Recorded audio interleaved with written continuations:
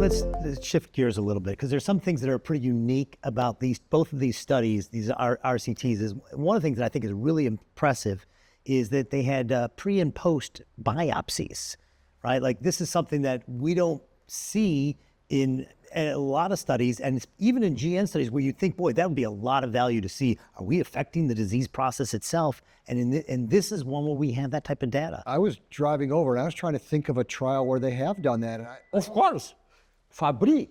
Yeah. Well, That's okay. why what FDA approved based on the biopsy. All right. data. All right. GN. There was another CT Well, Fabry, study with GN. iptacopan that did that too.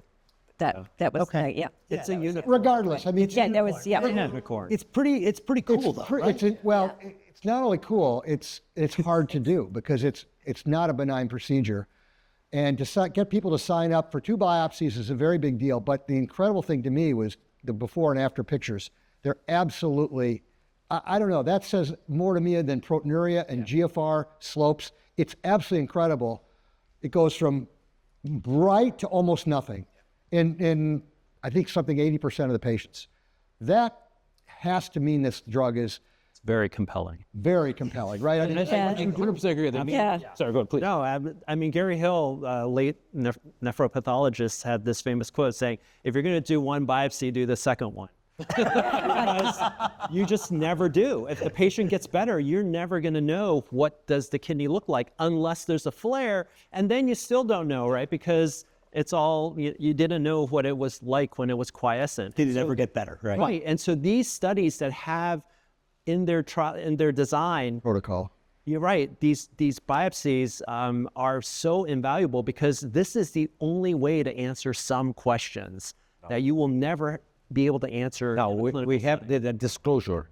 Dr. Chang is a pathologist, so, all right? So that's why but why are we not surprised? It's not surprised because if you look at the data, all right, remember the poor man's armamentarium is the bread and butter of C3, C4, all right? So you look at the studies and you can see that those patients which again, we go to the other story. You see, individualized medicine at the end.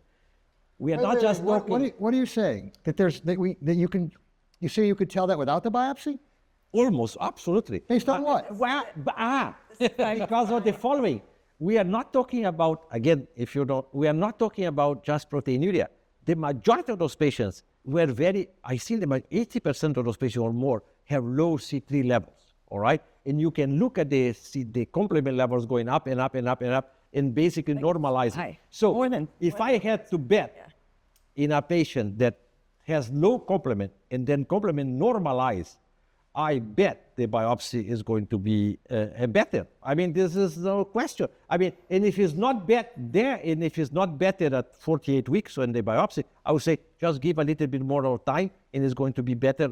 Because that business that someone is consuming complement, becoming hypocomplementemia, and then you normalize complement, and that is not going to, and then improve proteinuria, and that is not going to translate into a better kidney biopsy, is not being cloned. This is going to happen because it's like you have the fire, you have the smoke, then it's going to... Yeah, that's not good enough. That's logical, it makes sense, but that's not good enough. I mean, this is why you play the game, right? Because you still got to... No, I think it's very logical. It's easier to be logical in retrospect because we know these cleared up. But I was stunned by that. I thought, well, maybe it would take another year for the complement to go away. But whatever, it was like clear. That to me speaks volumes for this.